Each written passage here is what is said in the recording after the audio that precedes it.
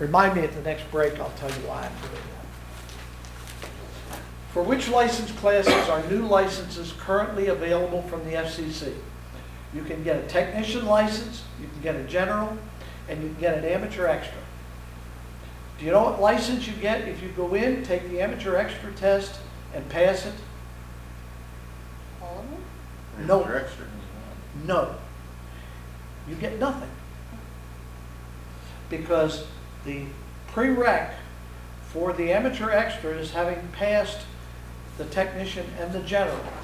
And the reason for it is that most of the regulations, processes, procedures are covered in the technician. As a matter of fact, they are covered mainly in part 1 and 2. Remember that T1 that you saw a while ago? T1A, T1C? They're covered in T1 and T2. And we have some amateur extras floating around who don't remember what was on the tech test. Okay, it's the technician, the general, and the amateur extra. That's only those three. Who may select a desired call sign under the vanity call sign rules? You know what vanity license plates are, don't you? Well, you can get vanity call signs, okay? My call sign, believe it or not, K3HQI is a vanity. Because when I dropped my license, I lost that call sign. In 1990 or 1964. In 2008, I come back and I was assigned KB3SBE. Now, anybody who knows anything about phone transmission knows that B's, E's, and S's are bad letters to have. And I said, gee, I'd like to have my old call sign back. I applied for it, got it. HQI has a bad one with the I and Y. But if you watch it. But any amateur can get a vanity call sign. If you wanted your initials, and you can find a prefix that has your initials out there, you can get them. Okay? Did Brian get a vanity? You know? No, Brian doesn't know vanity, but I know Jack has C3PO, which is what I wanted. NC30. Oh, that's like, I know Yours it's, may still be available. all right. Okay, all right. But, you know, if N3 is not available, you may find out that KD3 with 2 letters would work. Okay, I don't think KN is allowed. I have to look, but you can go down the alphabet further with the prefix. U.S. amateur radio call signs. 1 or 2 letters, 1 number, and 1 to 3 letters. If you talk to somebody on the air whose call sign is VE3, they are not in the United States. There's those people to the north of us, eh?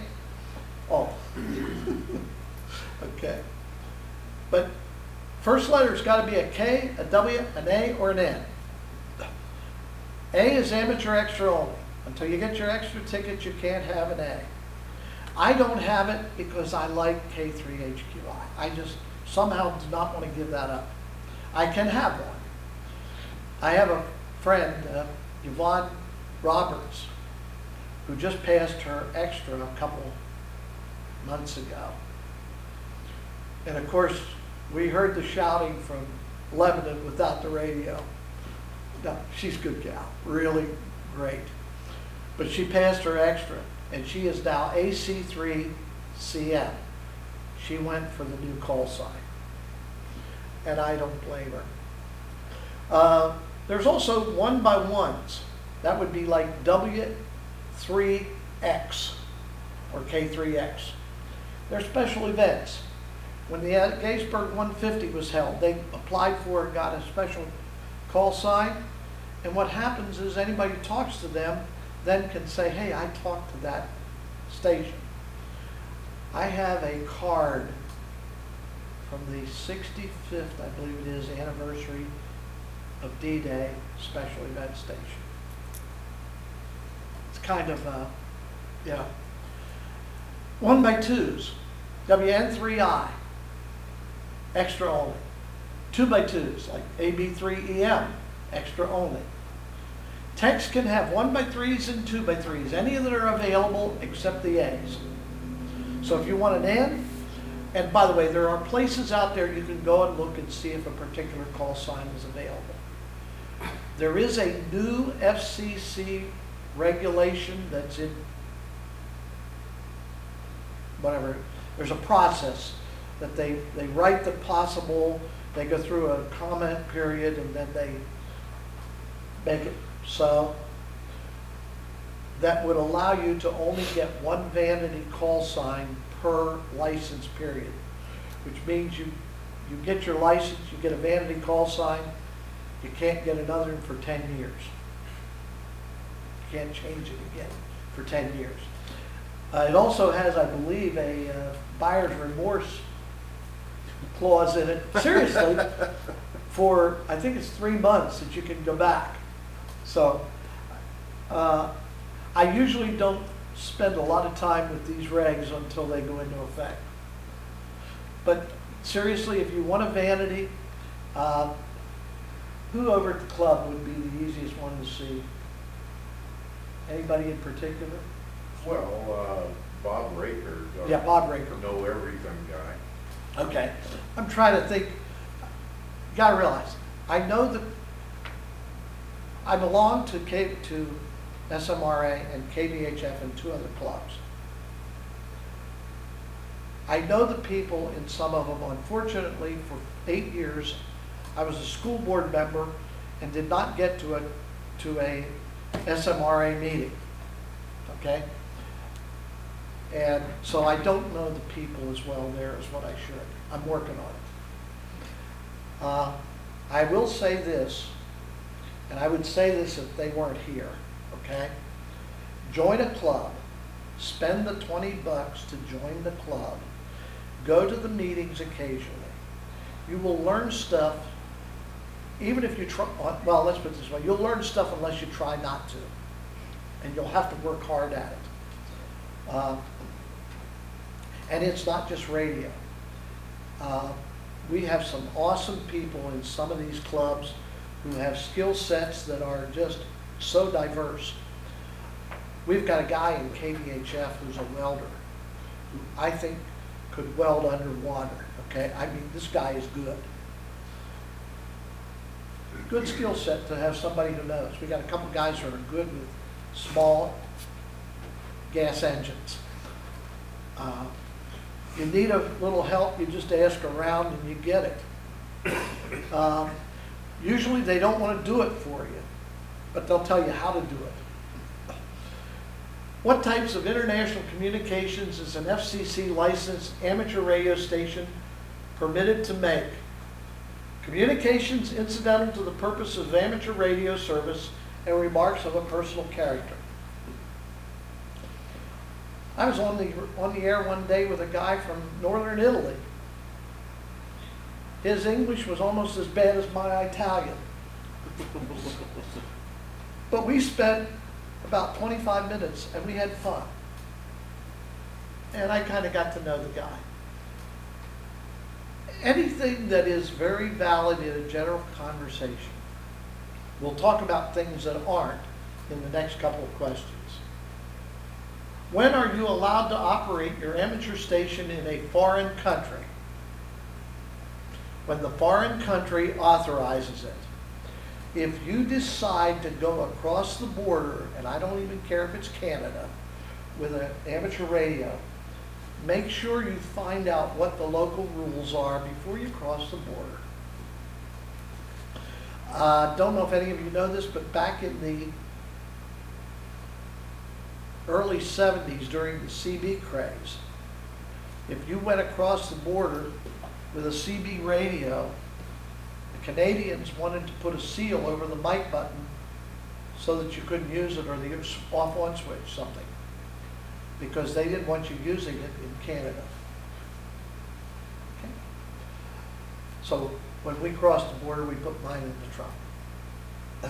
And that's where it stayed until we come back. Is there a clearinghouse for information on what those rules and regs are internationally? You know what? I don't know the answer to that. Do you? I'm not familiar with one, but you can always find out what the country's FCC equivalent organization is Yeah. and reach out to them or look on their website. Yeah. I'll tell you something funny about that, not in amateur radio, but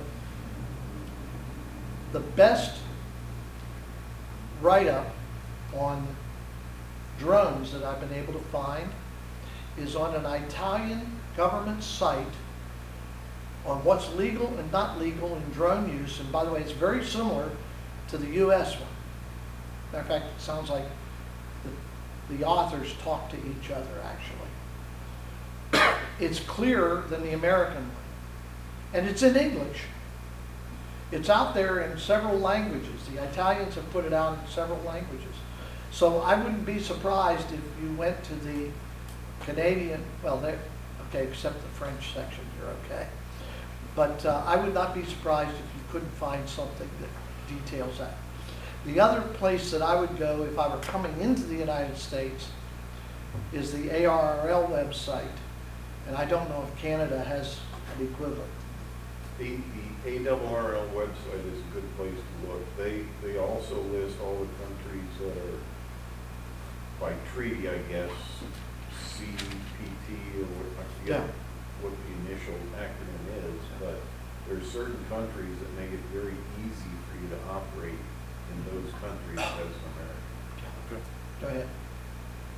Oh, I'm just wondering, is this similar to like reciprocity with guns? Am I not, like, can I carry my radio over there and just not Yeah. use it? There's some analogies to that, yes. Okay? Most of the countries that are somewhat friendly to us, you can go across the border with it, you can use it. They may have a registration when you go in that you say, hey, I'm here, I'm going to use it. And I wouldn't be surprised they didn't hand you a piece of paper that says this is what you're not allowed to do. Okay? Cuba probably brown one. What? Cuba would probably brown one. Believe it or not, I'm not sure of that anymore. Okay? At one time, Yemen was one, but I don't even think they are prohibiting anymore. Again, though, you don't want to break the law there. It is not American jurisprudence. Okay? Which of the following is a valid call sign for a technician class amateur radio station?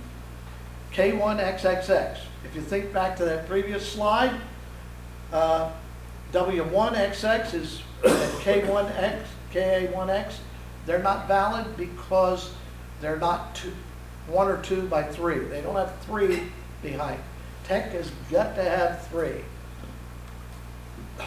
From which of the following locations may an FCC licensed amateur station transmit?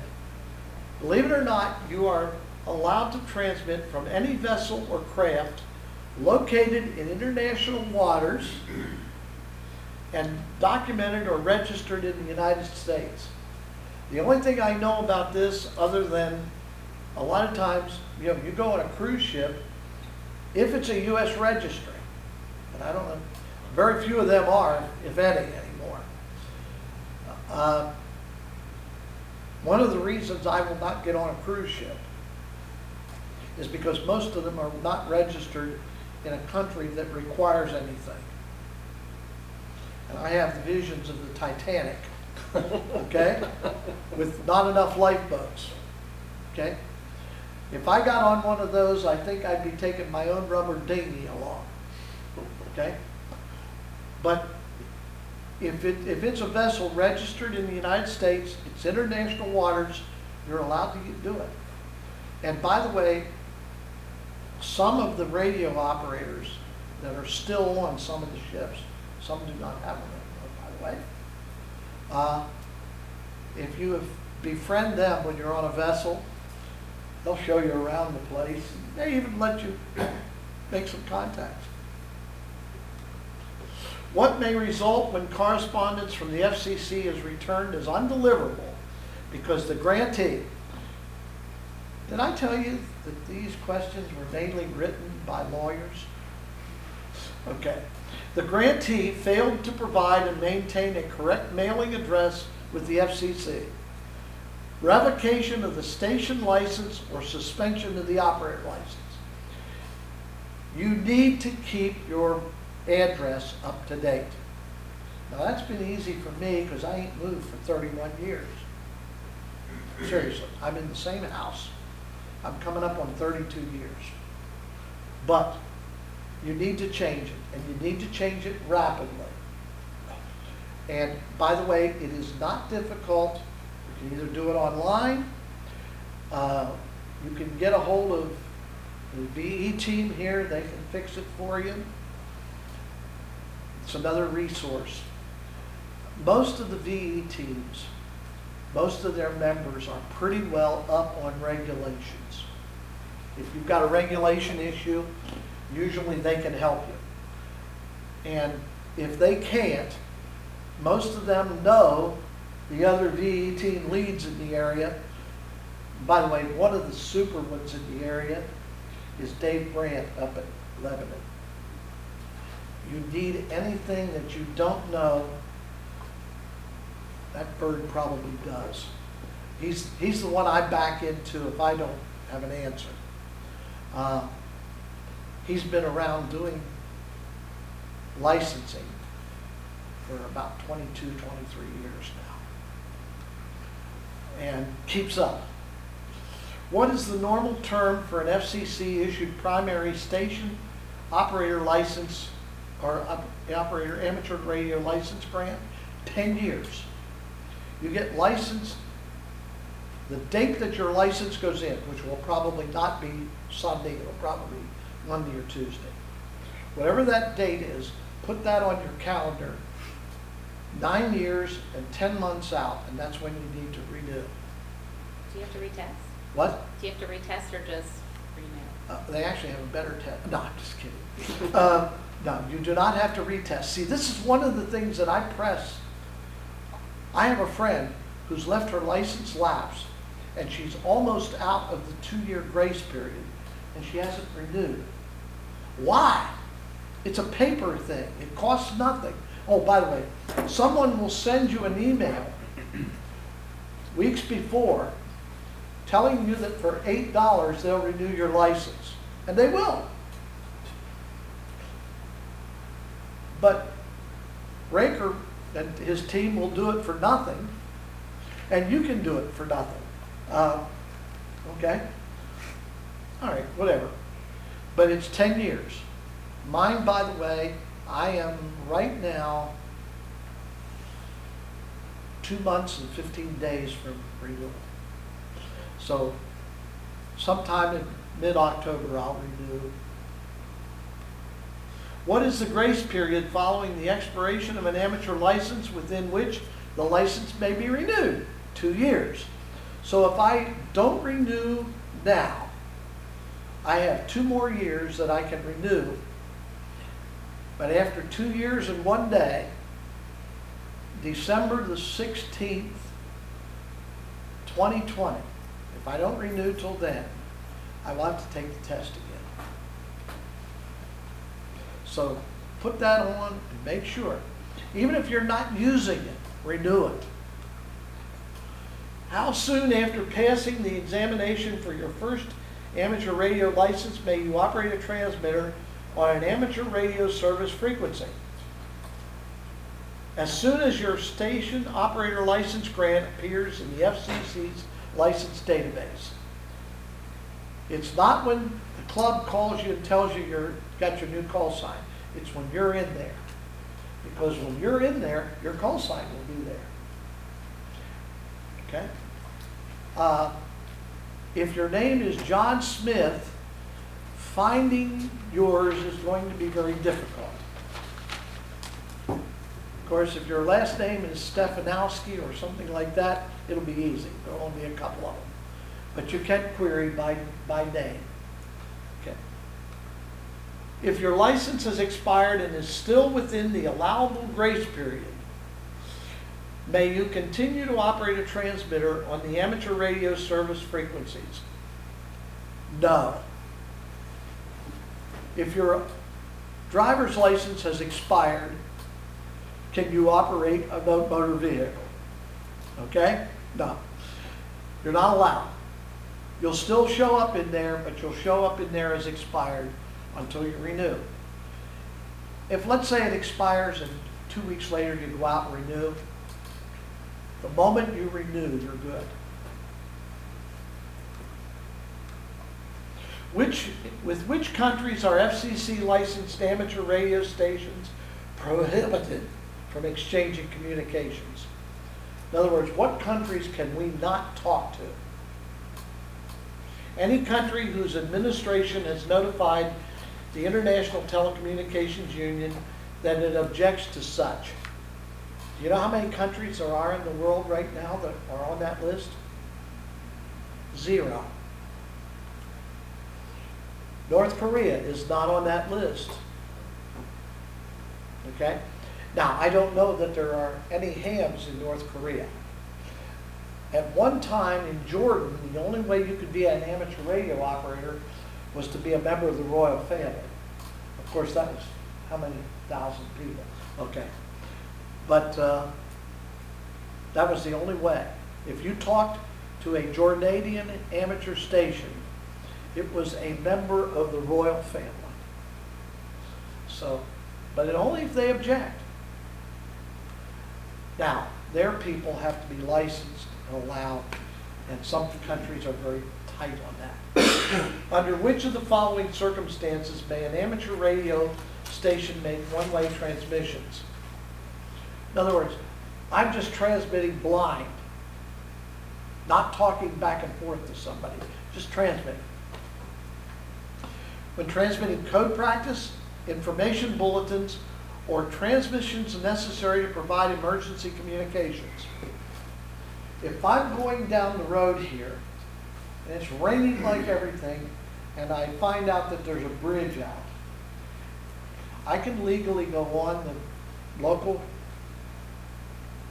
repeater and start broadcasting to people saying that bridge is out.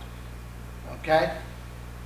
Hopefully somebody will hear me who has, if I don't have phone access, somebody will hear me who has phone access who will notify 911. Okay? But at least I can start to get the word out. When is it permissible to transmit messages encoded to hide their meaning? In other words, when can we encrypt? Only when transmitting control commands to space stations or radio control craft. We actually do. We have some people who do radio control models on amateur bands. One of the advantages is you're allowed to use more power, which makes your control of the craft more certain. Space stations. We have amateur satellites that are put up. We build a satellite, we hand it over to the space agency, and it gets dropped on another flight and pushed out into space at some point. They go up with something else. They're usually small, light, and they put them up. But if you're going to send commands to a space station, a satellite, you certainly want to encrypt those so that somebody else doesn't tell it to deorbit. Okay? And that's why. Radio control craft, you certainly wouldn't want somebody else sending a nosedive to the plane. Under what conditions is an amateur station authorized to transmit music using a phone emission? Okay, I joke that I can sing on the air because nobody's ever accused me of that being music. But when incidental to authorized retransmission of manned spacecraft communications. I don't know if you remember, but back in the old days, they used to wake the astronauts up when they were in space with some ridiculous, usually with some ridiculous music, okay? And we had hams groups. This was before NASA was putting them on the web. We had ham groups that would put up a station, pick it up, and rebroadcast it every time it went over. Well, what if music is illegal, period, except that? What if they broadcast the music? So the FCC wrote this little caveat in to allow, so that somebody isn't breaking the law, doing something that wasn't intentional. Now, if you get on an HF frequency and go down to 7.200, 7 megahertz dot 200, which is in the middle of the 40 meter band, think about it. 300 divided by 7 is roughly 40. You'll hear music. It's something we're in the process of policing right now. So is it this dinner mod or? No, it's a group of idiots. Okay? Yeah. So you can broadcast music to a space station? No, not to it. If you're receiving it from the space station Oh. and it happens to have music on it, yeah. Okay? Okay. I think the rebroadcast of it Yeah. is permissible. Of the space Space station station, stuff. Yeah, but it's a real, and I'm not sure that that's being done anymore to any degree. So the 7.2 is not an international broadcast station? Negative. We already just busted a couple of them out in Indiana. They just haven't appeared in the, what you call it. The one guy is still there, I recognize the voice. It's more than music, I'll go through the list. It's purposeful, willful interference, not giving call signs, music, foul language. These guys are breaking just about every rule except out-of-band operation. It's like a pirate station, basically. It's actually a group of them, and I don't know what kind of idiots they are. But we are getting them. Are these the people that you said are receiving some of the fines? Yeah, they are, these have not gotten to that state yet, because the first ones of those we were able to locate are only about 3 months out. FCC prosecution moves about at glacier speed. Okay. Feet per year. Okay. What, if any, restrictions concerning transmission of language? What, if any, are the restrictions concerning transmission of language that may be considered indecent or obscene? It's prohibited. I want you to think about this when you're on the air. We have hams as young as 7 and 8 years old. Shut the front door. What? Shut the front door. Yeah. No. But seriously, what kind of language would you want? You know, we had a group here in Carlisle. Well, they were on the Carlisle repeater, and they finally got pushed off of there, told not to come back, I think. I wasn't involved with it, so That's before my time. I don't have the details. They were called the Night Owls. They were on at 10 o'clock at night. And I used to listen to them because I was coming home at that time of the night. It was something to keep me awake and keep me aggravated. Okay? They were awful. And it just, if you say shit, nobody's going to jump down your throat. You pinch your fingers while you've got the mic button down and say something stupid. One time, nobody's going to, I mean, yeah, every one of us has done it once or twice. It's whenever it is a consistent, continual,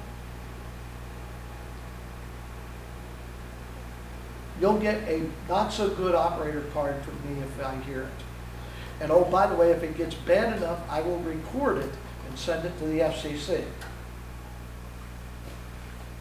I don't think you have to think a whole lot about that.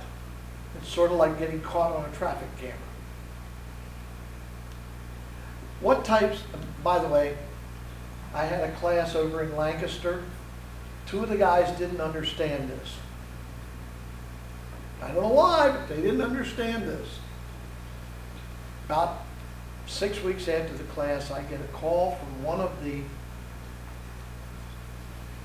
repeater operators in the area. He says, "Were these guys in your class?" "Yeah." "Did you tell them they're not supposed to be doing this?" "Yeah." "Well, they are." About another 2 days later, I get an email from one of the guys. He says, "I got a nasty phone call from them." And I sent him an email back and I said, "Yeah, I told you." And he admitted that I had, but they didn't understand that it applied to them. But my understanding now is they've cleaned up their act. What types of amateur stations can automatically retransmit the signals of other amateur stations? Repeaters, auxiliary, or space stations? Space stations can be a repeater. It's a repeater on a real high hill. No, okay, not hill, but okay. And an auxiliary is a station that I can operate from somewhere else. This is one of the things that the people living in Nazi war camps, Nazi prisoner of war camps, can do. If they can find a friend who will put a station up for them somewhere else, they can control it over the internet from home. Okay? It's a, yeah, the transmitter doesn't have to be here. It costs a few bucks, but it's not terribly expensive. In which of the following circumstances may the control operator of an amateur radio station receive compensation for operating that station? Okay. I'm going to wait till he comes back to cover. Somebody remind me I need to cover the term control operator in a few minutes. Okay. Control operator. This is an important concept. The control operator is the person who controls the station. Okay? The license class of the control operator determines the license class of the station. If I hand my radio over to a technician and they're going to use their call sign to operate it, they're the control operator now. That station does not have amateur extra privileges, it has technician privileges. Okay? Conversely, if I hand him my radio and he's not licensed, but I'm close enough that I can take it back from him or control what he's doing. Sometimes that may require a 9mm, but no. Just kidding. I don't think you're that bad, by the way. But if I can do that, I'm the control operator, even though he is physically pushing the button and talking. Give you an example of where I've done this. I've got a doctor with me who's trying to pass some information to somebody else. Do I want to listen to the doctor and try to repeat what he said and hopefully get it right? Or do I want to hand it to him and stand next to him and let him do the conversation? It makes, many times we do what makes sense. Okay? Particularly when it's somebody with a specialty like a doctor, an EMT, nurse, whatever, I'm going to hand them the radio. There is another situation where we can do that, but when can a amateur operator get compensation? Does everybody understand the word compensation? Paid, okay? All right? Easy word. When the communications is incidental to classroom instruction at an educational institution. If I'm teaching a class in physics and I demonstrate a radio, I am the control operator. But if I'm being paid for teaching physics, that's okay because it's a part of the course. Keyword here. The word is amateur. It is from the word the Latin word amo, meaning love, or for the love of it, not for money. If you remember that piece, you will probably not step into something wrong in this area. Broadcasting music is prohibited except for space station wake-ups. We do radio experiments, we communicate with other licensed hams around the world, and we provide service to the community. Under which of the following circumstances are amateur stations authorized to transmit signals related to broadcasting, program production, or news gathering, assuming no other means is available? Only where such communications directly relate to immediate safety of human life or protection of property. I have a newspaper man who can't get back to his thing. He says, can you get somebody back there to pass this on? Katy Perry's here and I want to make sure everybody knows she's here. Okay? No. We have a dam that's likely to break. I need to get that word out. Yeah, no question. Don't even. I will tell you this on that particular rule. The FCC has been very lax to prosecute anyone. Worse than a letter that says you probably shouldn't have done this. If the person even makes a mistake and there's some reason to believe that they did it for the right reasons. Okay? If you even think that there's a possible life and property risk and you can't get the message out any other way, do it. Take your risk. The risk is so small, I have not seen anyone prosecuted for this ever. So apparently the FCC has taken the word of the person. The only thing that I've ever seen is one person got a letter saying you probably shouldn't have done it. Now, this is broadcasting in the amateur frequency? Yes, this is broadcasting in the amateur frequencies. It also applies, let's talk about another one. You're a technician. And the only way you can get the word out is on the 40-meter band that you're not allowed to use. Do it. Same rule. We were in a bike ride up in Show, or not bike, a hike. We had a woman down. I had a doctor, a nurse, and 2 firemen that were going to go across a valley and up. It's a risky area. There's no communications up there. The information on the woman was passed by a runner down the trail. The county radios for Adams County don't work in there. They don't work. It's not the mobile in their vehicle wasn't working. Their HTs aren't going to work either.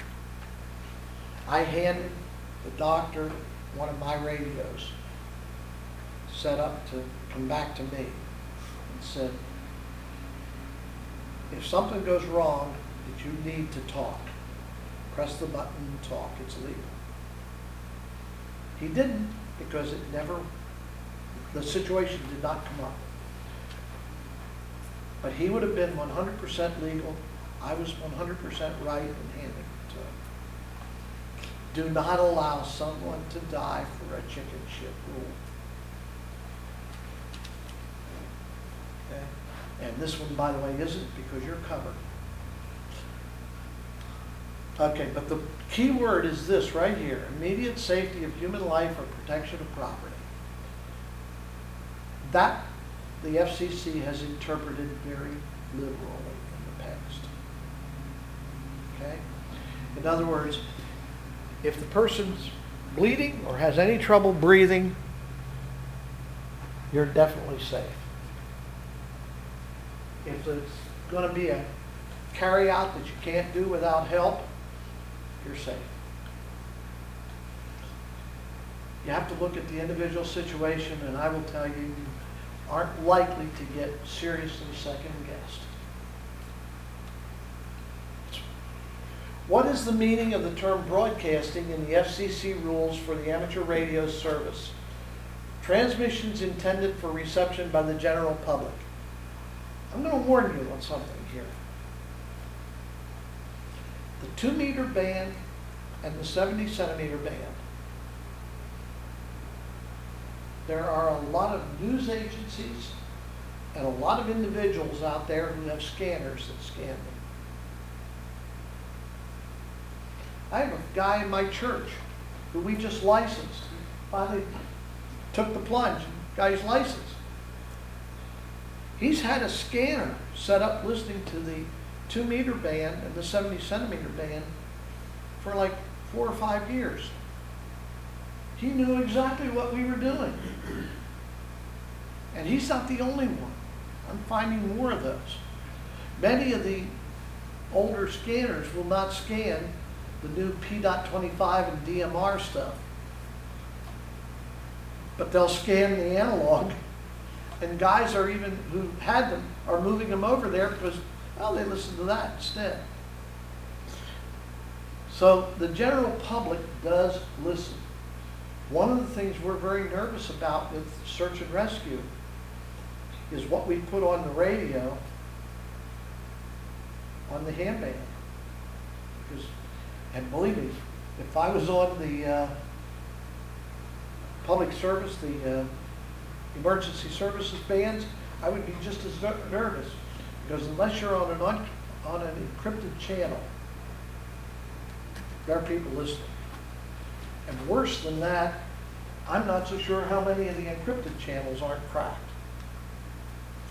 When may an amateur station transmit without on-the-air identification? Talk about this in a second. When transmitting signals to a control model craft. In other words, I'm controlling a radio-controlled aircraft. I don't have to identify my station. I'm trying to think. Okay. If I am on the air and I make a transmission, somewhere along the line, I have to identify it. We're going to talk about that set of rules in a few minutes. But the one time I don't have to do that is with a radio-controlled model craft. There's a later question in here that I need to pull up next to this, and it isn't. The way you identify when you're running a radio control model is your call sign, and something else has to be on a tag on the radio transmitter. You have to have identification, but the identification is not on the air. When is an amateur station permitted to transmit without a control operator? Never. There's always going to be a control operator. Now, one of the questions is, what about that repeater that's up on the hill down here? It's in remote control, on automatic control rather. It's in automatic control, but there's still a control operator. And that's these guys here that run the... And it can be shut off remotely. Oh yeah. One of the requirements almost for a repeater is that it has to be able to be shut down remotely. I have the codes to shut down one of the effort of repeaters. The reason is we have a portable that we set up on an emergency site that's on its frequencies. So I've got the codes that I can key, shut it down, and when we're done, key the other code in, and it comes back on the air. Who may be the control operator of a station communicating through an amateur satellite or space station? Any amateur whose license privileges allow them to transmit on the satellite uplink frequency. You have a frequency going up and you have a different one coming back from them. If you're allowed to transmit on the uplink frequency, you're allowed to do it. Now, there are amateur satellites on bands that technicians are not allowed to use, but many of them are on 70 centimeters and 2 meters. So you're allowed to.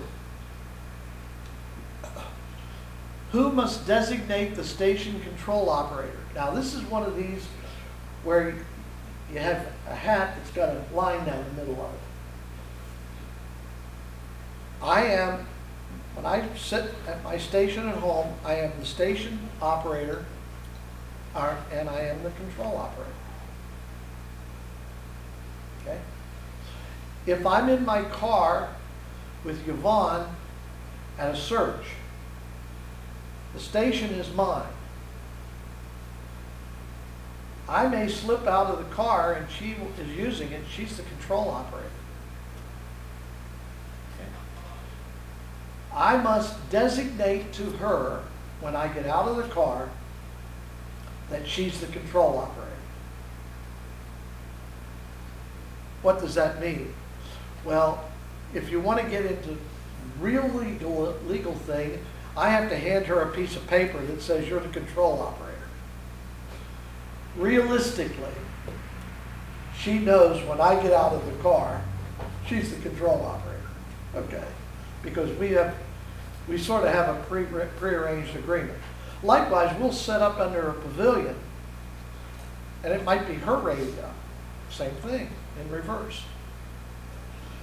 By the way, she is an awesome person, and we do a tremendous amount together. And when you do that, you wind up with relationships, you know exactly what's going on.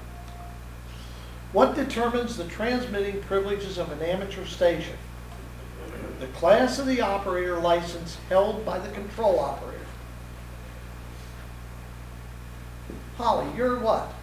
General. General. If Holly uses my station and is the control operator, she is not allowed to use 100 kilohertz of the top of the 80 meter band, I believe it is. If I'm using the same station, I can use the whole band. We're working on getting her to an extra, by the way. Okay. No, believe me, no, it's no pressure. But I will tell you this, I will encourage as much as possible, and I'll provide help as much as possible. Okay? I'm on a technician elimination program right now. I joke that I can do it one of two ways, an upgrade or a 9mm. And, you know, okay. By the way, I am also going to tell you this. I'm getting ready to teach a general class. It's probably going to be in the Carlisle area. It's probably going to be in January or February. It will be a Saturday, Sunday class. I think we can do it. Okay. What is an amateur station control point? The location at which the control operator function is performed. I've handed you the radio. Control point is here. If I'm running a station remotely, control point is here. Because this is where the control is being executed. The station may be out there. There are actually stations, some places in the Rocky Mountains, that if you could get access to them, you could run them over the internet. But believe me, they're pretty well locked down. When, under normal circumstances, may a technician class licensee be the control operator of a station operating in an exclusive amateur extra class operator segment of the amateur bands? In other words, you're a guy with an automobile vehicle license, and you're going to drive. When can you drive an 18-wheeler? Never. No time, okay? Basically, you're going to use privileges you do not have. Answer is no. When the control operator is not the station licensee, who is responsible for the proper operation of the station? I get out of the car and Yvonne's using my radio. Who's responsible? The control operator and the station licensee are equally responsible. I should never turn my radio over to somebody I don't trust. But if she does some things that are wrong, and by the way, I consider that about as likely as, you know, but we're both responsible if something goes wrong. By the way, the level of responsibility may vary depending on what it is. Okay? Which of the following is an example of automatic control? Automatic control is the repeater. If the repeater, there are some things in the repeater that if it senses it's doing something wrong, it may shut itself down temporarily. At least some of the repeaters do that. Some of them don't. If it found out that it was just solidly transmitting all the time and not shutting down, it would turn itself off. Of course, it may burn itself up if it keeps doing that. Which of the following is true of a remote control operation? The control operator must be at the control point. The radio is on the top of some mountain. I'm here. I'm controlling it. The control operator is required at all times.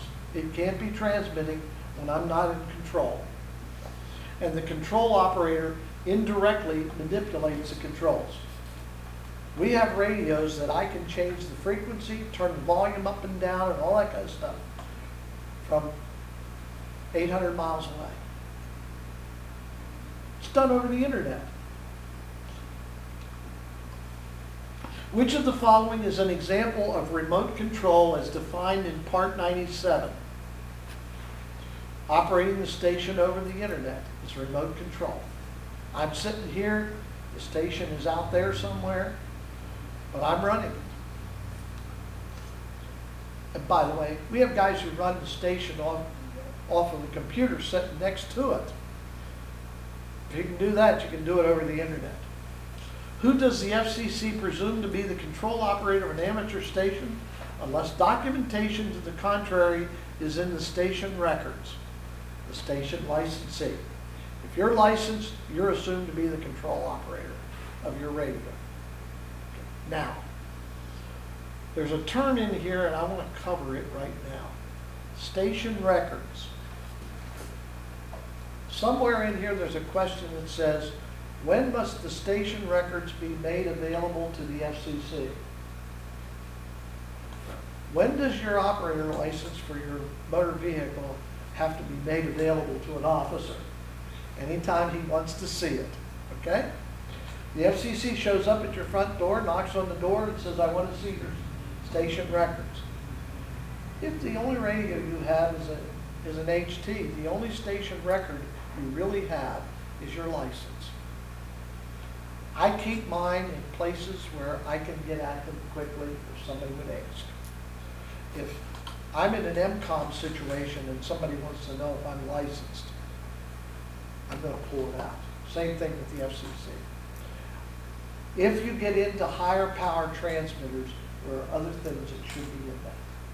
I have a notebook that has all of the stuff that could possibly be asked for, including the specs on the transmitters, the specs on the antennas. All of that stuff is in one notebook that I can, I got to walk 15 feet from the door, pick it up, and hand it to the guy. I don't know of any place this has been done except where there have been serious violations. How often does a police officer ask you for your driver's license? Usually after you run a stop sign or proceeded at too high a velocity. Okay?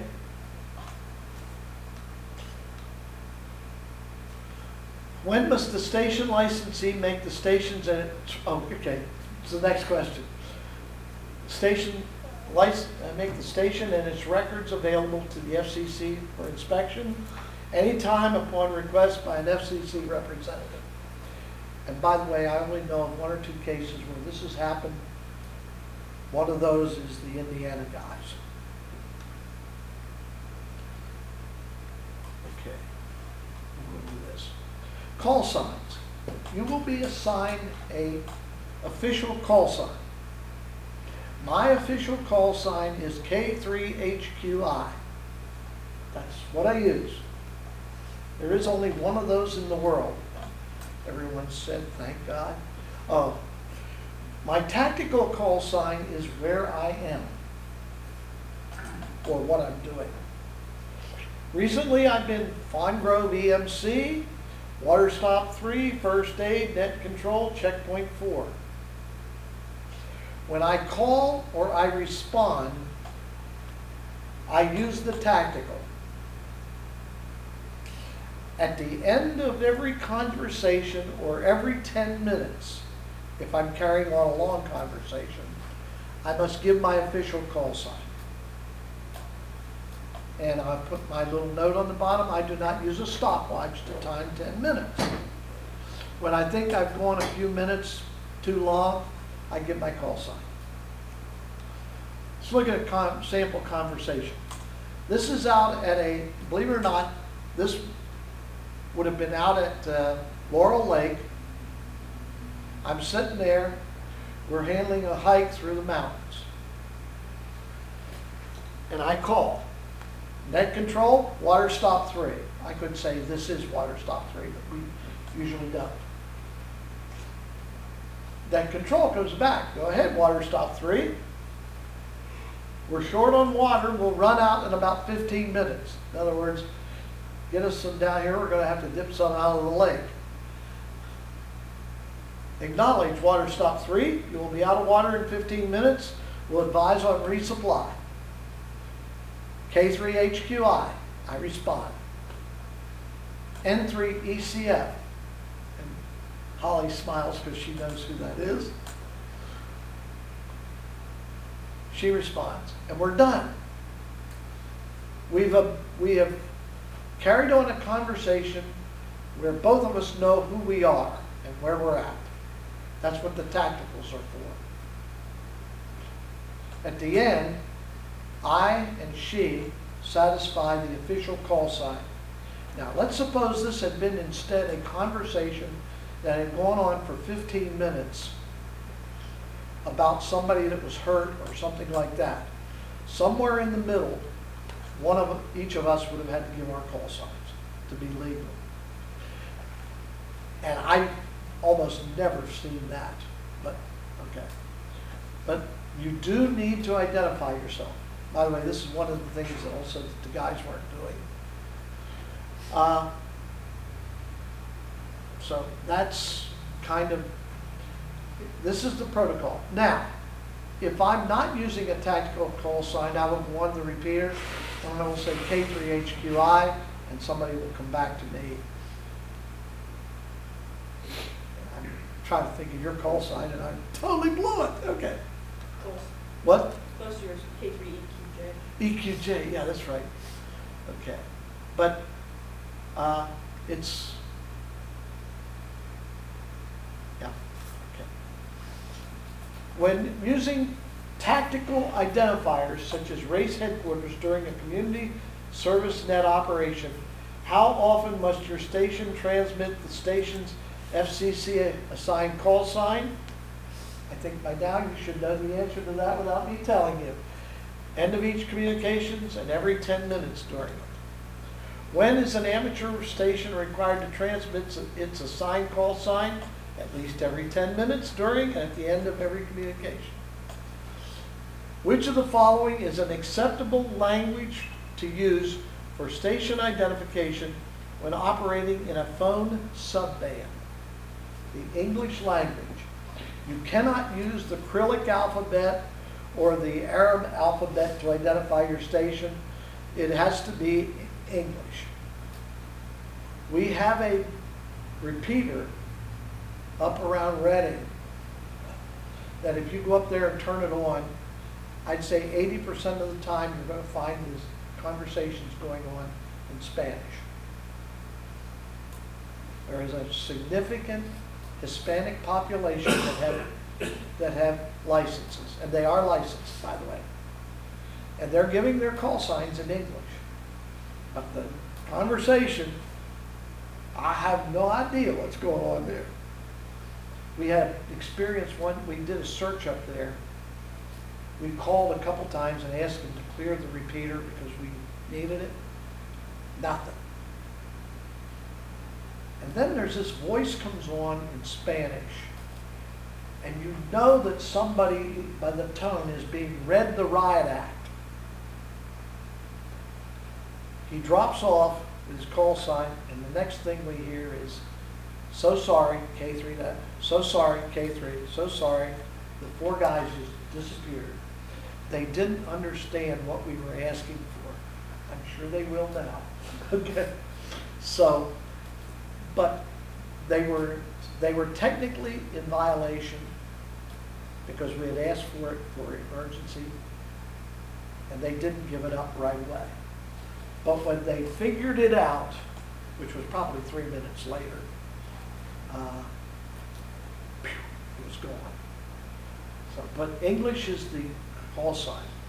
Okay, let's take 10 and 10, okay? I gotta change a chip in a camera too.